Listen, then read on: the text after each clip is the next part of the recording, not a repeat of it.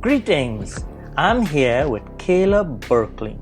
Caleb is a published author of 34 books, a painter artist, a video producer, co-founder of the Berkeley Chefs channel, and an official Berkeley chef. Caleb's artwork has been on display at an art gallery and the second floor of a library in the Greater Toronto area. I guess you could say Caleb's passion is in media arts, whether creating books and stories, or paintings, or creating videos. He's a storyteller at heart, and we are delighted to have him here with us for a pre-launch interview. Welcome, Caleb. Thank you for your great intro, Dad. I'm glad to be here. I'm glad to have you here. All right, let's get on to our questions. First question for today. Why did you choose this recipe? I choose this recipe because I heard my mom's friend wanted an Instant Pot recipe. I already made a quinoa recipe in a pot and her friend liked it, so I decided to make a video on how to cook quinoa in an Instant Pot. Quinoa is also very easy to prepare and is one of my favorite meals. Oh yeah, I know, it's delicious the way you do it. So nice. So you picked an Instant Pot to cook it.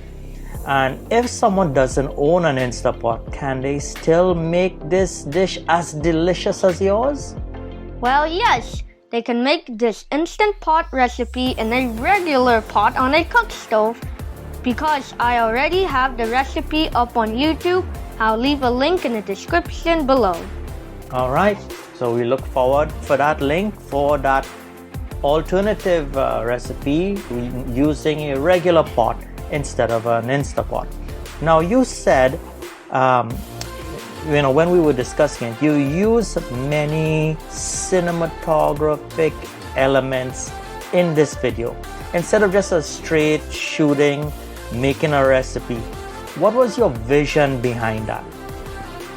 I didn't really have that much. I had some top views, side views, and front views, but I wanted top views because I want people to see what's inside the pot. Yes, I think that's really good to have people looking into the pot to see what's cooking, so that it doesn't look like some sort of magic and then the food appears. I like seeing it bubbling too sometimes, but it's harder to do that with an Instapot because it's covered, right? You can't see inside the pot. Yeah. but I had the top view when I was sauteing the ingredients. You did. Oh, yes, you did. All right, so here's another question for you.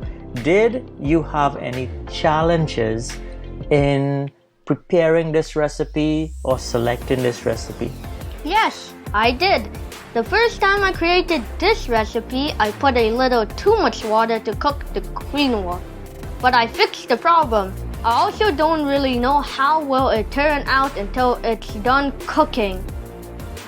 That's one thing with the Instapot. When you put the food in to cook, you sort of have to live on a prayer and a guess because once you set it, you have to wait until it's finished cooking before you release the steam and you open the pot to see it. All right? Yep. Completed. So this time you said you put a little too much water and it didn't come out exactly as you wanted, but you fixed it. That's right. And then you refilmed it so people can see the fixed part, correct? Yes. All right.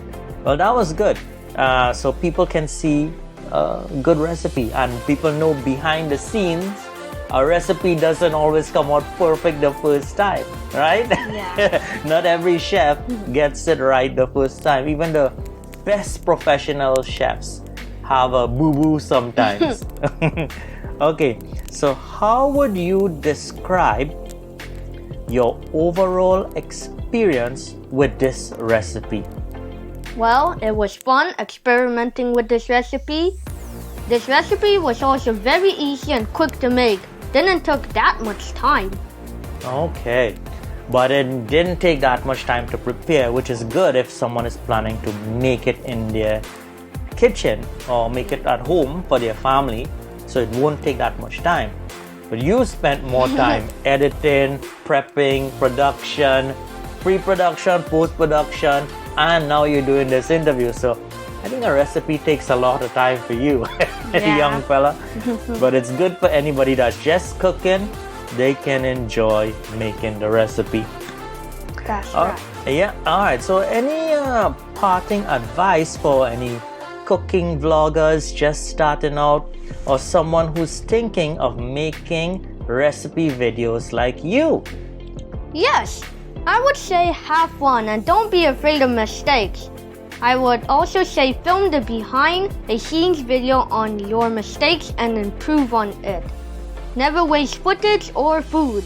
Also, I would have the behind the scenes of my mistakes and how I fixed it in a video on the Berkeley Chef's profile on Subscribe Star soon.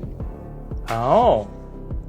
Alright, and you're gonna give us the link for the Subscribe Star to put at the bottom of this video? Yes, I will. Awesome. That's good. Alright, so thank you so much for doing this interview with me, Caleb. I really appreciate it, and I wish you all the best in your future cooking videos. Thank you for interviewing me. And let's watch the recipe premiere starting in a minute or so. Okay, let's go to the video, the recipe starting shortly. Enjoy! Enjoy!